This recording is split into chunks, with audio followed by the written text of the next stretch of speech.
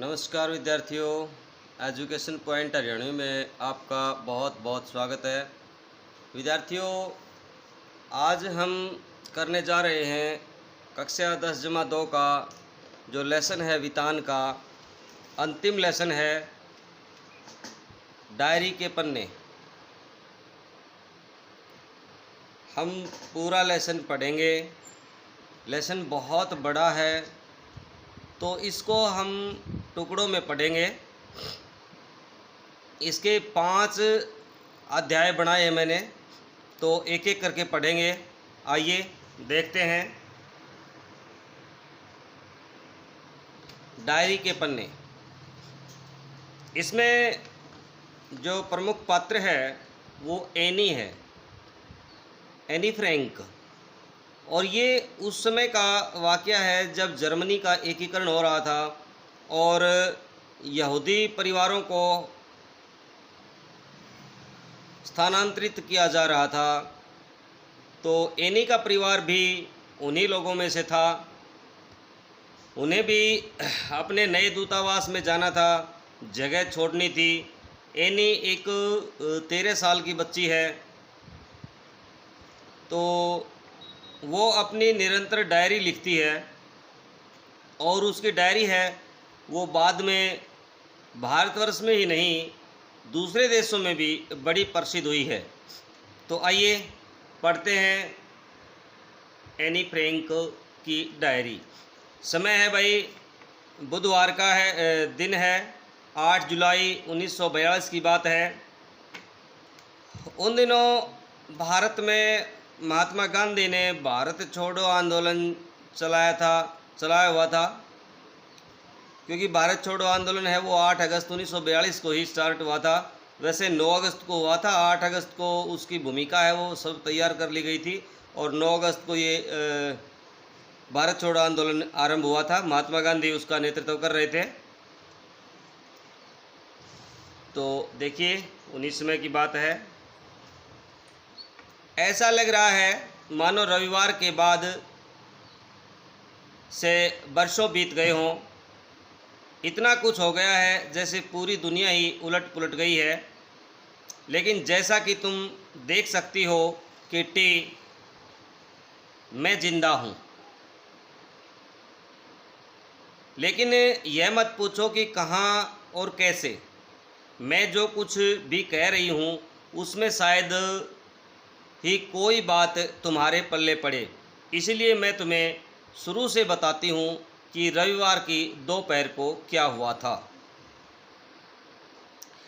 3 बजे थे, हेलो आ चुका था।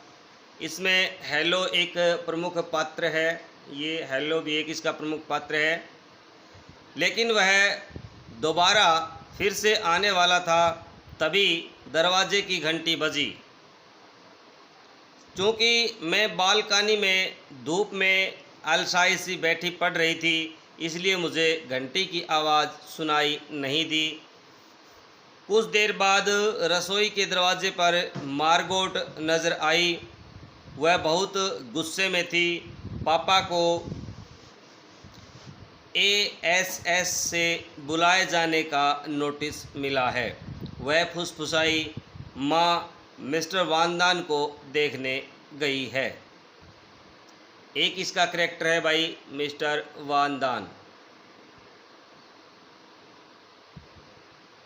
मिस्टर वानदान पापा के बिजनेस पार्टनर हैं। तो वानदान कौन है? मिस्टर वानदान है वो पापा के बिजनेस पार्टनर हैं और उनके अच्छे दोस्त भी हैं। मैं अवाक रह गई थी। बुलावा? हर कोई जानता था कि बुलावे का क्या मतलब होता है। यातना शिविरों के नज़ारे और वहाँ की कोठरियों के दृश्य मेरी आंखों के आगे तैर गए। हम दोनों पापा को इस तरह की नियति के भरोसे कैसे छोड़ सकते थे?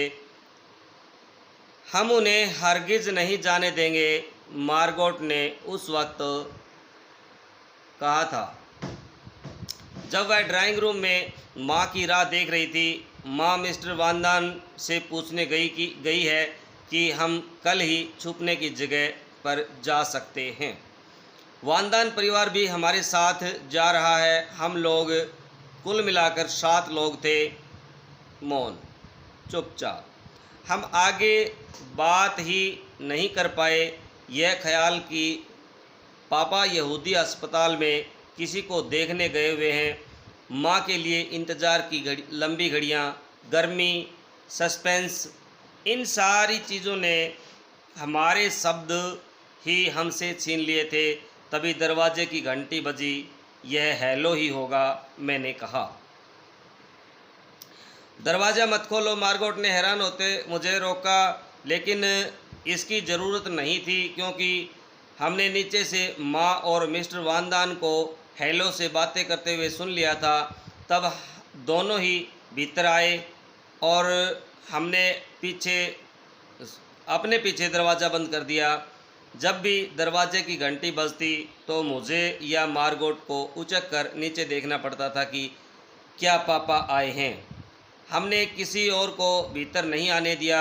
मुझे और मार्गोट को बाहर भेज दिया था क्योंकि वानदान माँ से अकेले में बात करना चाहते थे।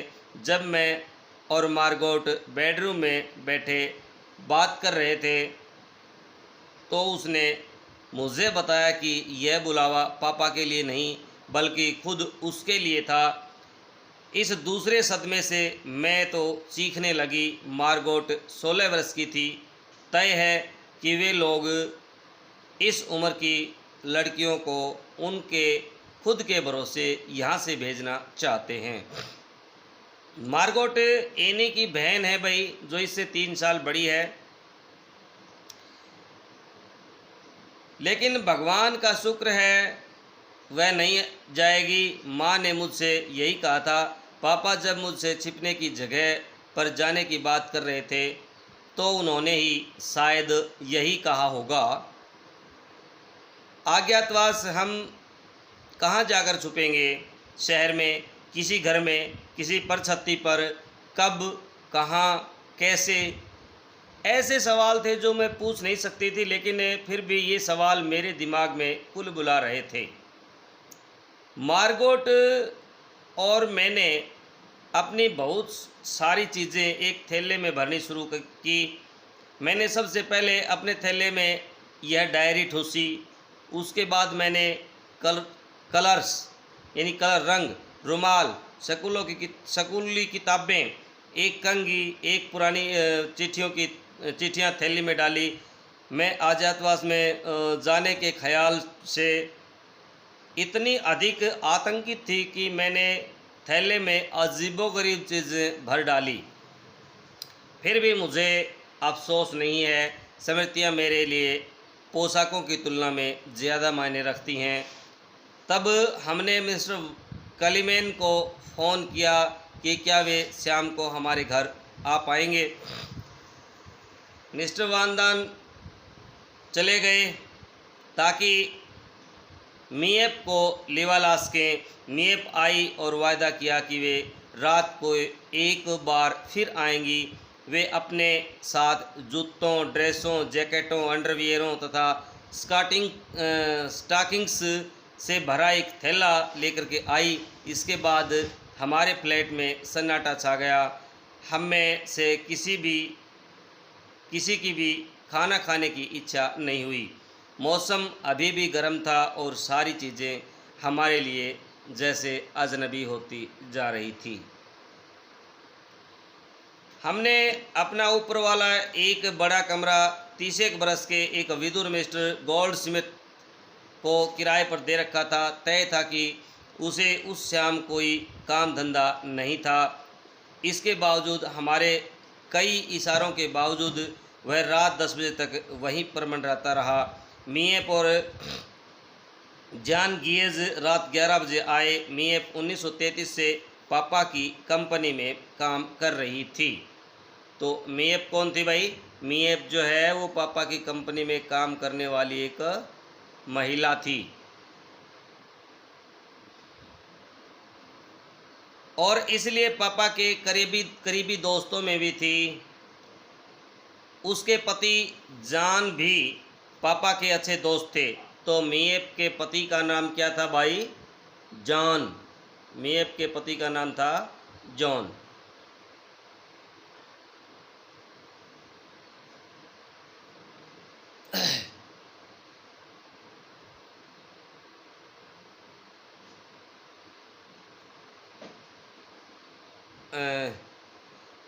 उसके पति जान भी पापा के दोस्त थे। एक बार फिर जूते, स्टॉकिंग्स, अंडरवियर और किताबें मियाँ अपने के गहरे बैग और जान के की जेबों में गायब हो रही थी। 11:30 बजे थे। वे खुद ही विदा लेकर के चले गए। मैं बुरी तरह से थक गई थी। वे खुद भी विदा लेकर के चले गए थे। मैं खुद भी बुरी तरह थक गई थी। फिर भी एक बात मैं अच्छी तरह से जानती थी कि यह रात मेरे अपने बिस्तर में आखिरी रात है।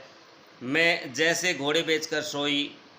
मेरी नींद अगली सुबह 5:30 बजे मार्गोट के जगाने पर ही खुली। किस्मत से यह सुबह रविवार की तरह गर्म नहीं थी। दिन भर गर्म बरसात की फुहारें पड़ती रही। हम चारों ने अपने बदन पर इतने ज़्यादा कपड़े पहन लिए थे मानो हम रात फ्रिज में गुजारने वाले थे।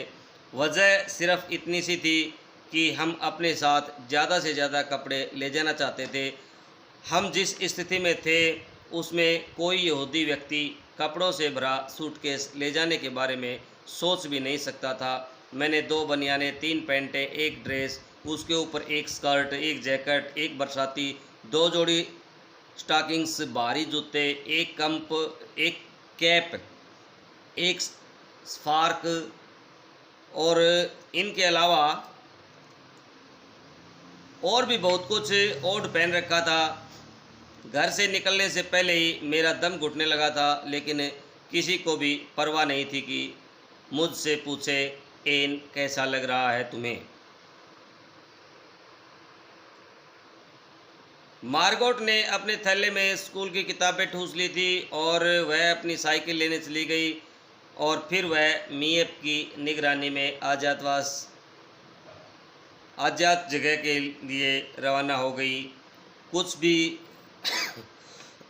रहा हो, मेरे लिए तो वह अनजान जगह थी क्योंकि मुझे अभी भी पता नहीं था कि हम कहाँ जाने वाले हैं। 7:30 बजे हमने भी अपने पीछे दरवाज़ा बंद किया। मोर्तजे ही एकमात्र ऐसी जीवित प्राणी थी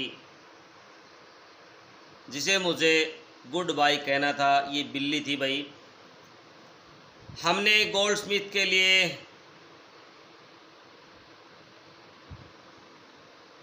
जो नोट छोड़ा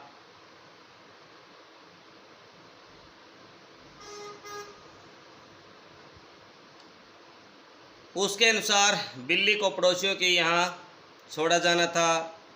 वे ही सब उसकी देखभाल करने वाले थे। खाली बिस्तरे, मेज़ पर बिखरा हुआ नाश्ते का सामान, रसोई में बिल्ली के लिए शेर भर मीट, ये सारी चीज़ें, मीट होता है मांस भाई, दर्शाती हैं कि हम बहुत ही हड़बड़ी में छोड़ छाड़ करके गए हैं, लेकिन इम्प्रेशन छोड़कर जाने में हमारी कोई दिलचस्पी नहीं थी। हम तो किसी भी तरह वहाँ से निकल जाना चाहते थे और कहीं सुरक्षित स्थान पर पहुँच जाना चाहते थे और कोई बात मायने नहीं रखती थी।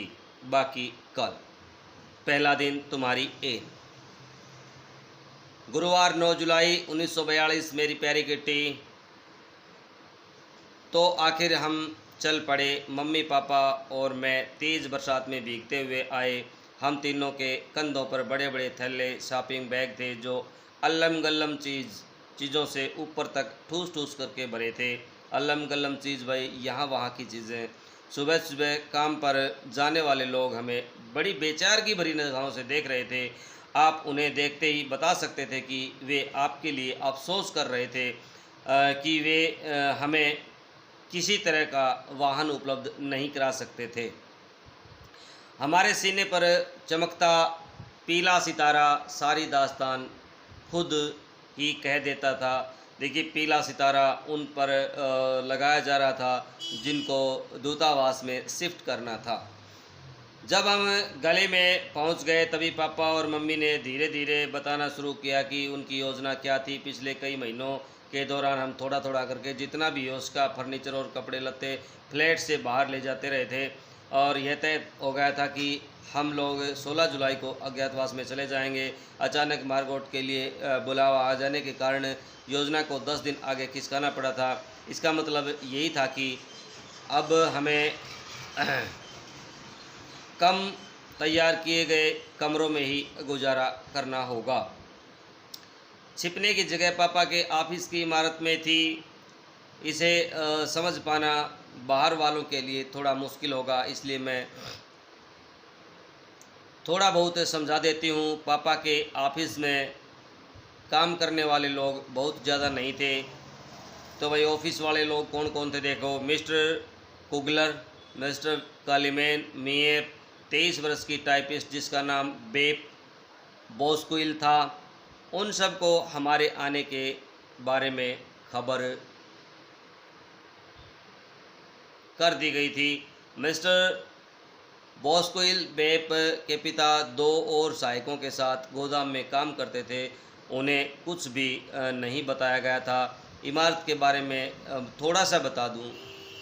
तल मंजिल पर बड़ा सा गोदाम, काम करने की जगह और भंडार घर के रूप में इस्तेमाल होता है। इसके अलग अलग हिस्से बने हुए हैं।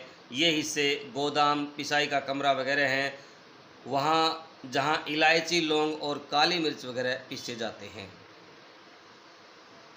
देखिए इस तरह का जो कमरा है।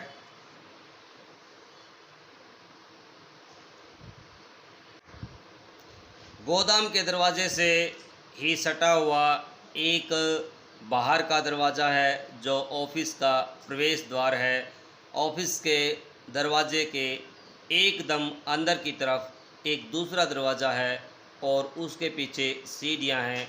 सीढ़ियाँ ऊपर चढ़े तो एक और दरवाज़ा आता है जिस पर आर पार दिखाई न देने वाले कांच की खिड़की लगी है। इस पर काले अक्षरों में कार्यालय लिखा हुआ है। यही आगे वाला बड़ा यानी फ्रंट ऑफिस है। ये बहुत बड़ा, हवादार और खूब रोशनी वाला कमरा है। दिन के दौरान यहाँ बेप, मेप और मिस्टर कालीमैन काम करते हैं। एक छोटा सा गलियारा है जिसमें तिजोरी, कपड़ों की अलमारी और स्टेशनरी की बड़ी सी अलमारी रखी है। इस गलियारे के पार एक छोटा सा दम गोटू अंधियारा कमरा है। यहाँ बैंक ऑफिस है। इसमें मिस्टर कुगलर और मिस्टर वान दान बैठा करते थे।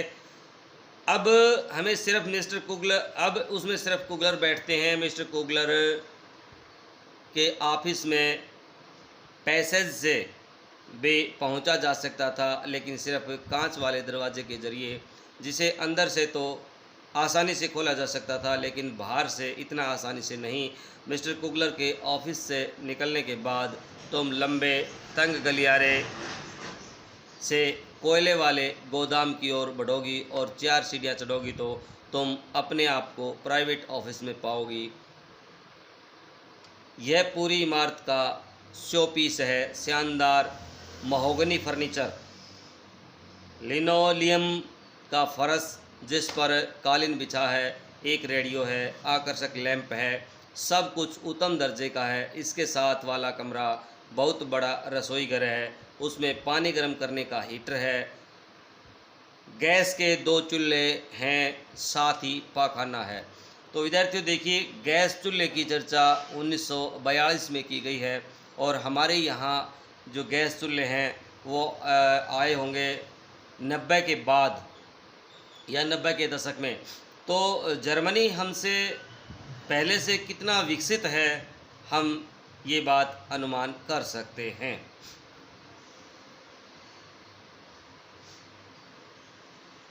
यह पूरी इमारत का शोपीस है। शानदार महोगनी फर्नीचर, निलोनियम का फर्श जिस पर कालीन बिछा है, एक रेडियो आकर्षक लैंप कुछ उत्तम दर्जे का है। इसके साथ वाला कमरा बहुत बड़ा रसोई घर है। इसमें पानी गर्म करने का हीटर है, गैस के 2 चूल्हे हैं और साथ में पाखाना है। पाखाना मीन्स टॉयलेट बोलते हैं आज जिसको। ये पहली मंजिल का नक्शा है। नीचे की सीढ़ियाँ वाले गलियारे से एक रास्ता दूसरी मंजिल की तरफ जाता है। सीढ़ियाँ ख़त्म होते ही थोड़ी खुली जगह है और दोनों तरफ के पर दरवाजे हैं। दाईं तरफ का दरवाज़ा मसाले रखने के स्टोर, अटारी और घर के सामने की तरफ वाली मियानी की तरफ जाता है। मियानी छोटा जो रास्ता है भाई, छोटा दरवाज़ा लगा हुआ है।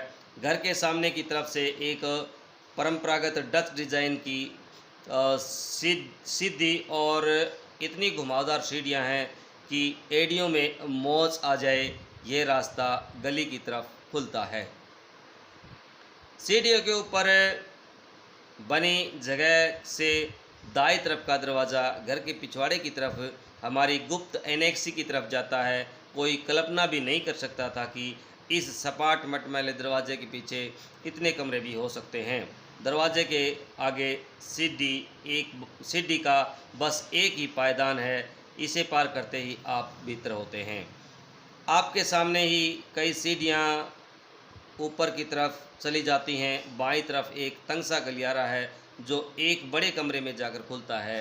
यही कमरा फ्रैंक परिवार के लिए ड्राइंग रूम और बेडरूम का काम करता है और स्टडी रूम का काम आता है। सीढ़ियों की दाईं तरफ गुसलखाना और बिना खिड़कियों वाला एक कमरा जिसमें एक वॉश बेसिन लगा हुआ है। हाथ साफ करने का एक जो आप लगाते हैं वॉश बेसिन। किनारे की तरफ दरवाजे से पाखाने की तरफ और दूसरे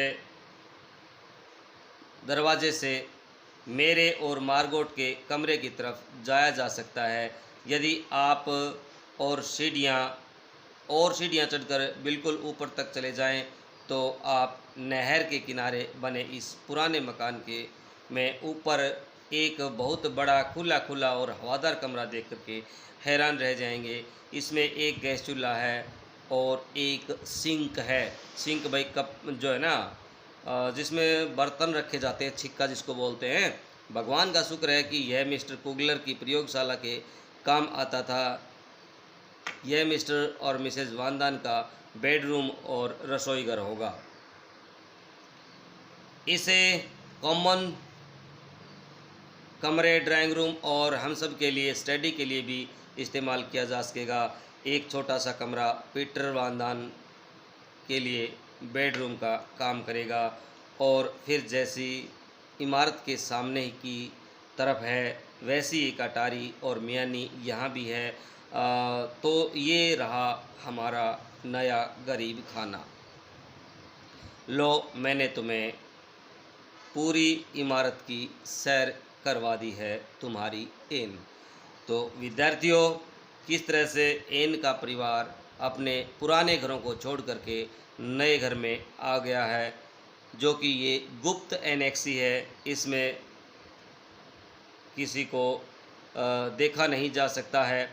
या तो उन्हें धर्म परिवर्तित करना पड़ता या उन्हें कहीं अपने आप को छिपाए रखना पड़ता, क्योंकि हॉलैंड है वो जर्मनी बन रहा था, एकीकरण हो रहा था और इस एकीकरण में यहूदियों को अपना धर्म परिवर्तित करना पड़ रहा था। तो इसीलिए इन्होंने अपने आप को बचाए रखा, छिपाए रखा। ये पढ़ा हमने पहला भाग। इसके अगले भाग को हम पढ़ेंगे अगले वीडियो में। विद्यार्थियों, यदि आप मेरे चैनल पर नए हो, संपूर्ण विषय आपको पढ़ना है, संपूर्ण लेसन को अच्छी तरह से पढ़ना है, तो आप मेरे चैनल को अभी से सब्सक्राइब करना ना भूलें और लाइक्स करने में, शेयर करने में कंजूसी ना करें। यदि आपको कुछ अच्छा लगता है तो आप कमेंट बॉक्स में लिख कर के भी बताएं, क्योंकि आप मुझे बताओगे तो मैं उसमें कुछ सुधार कर सकूँगा। तो आइए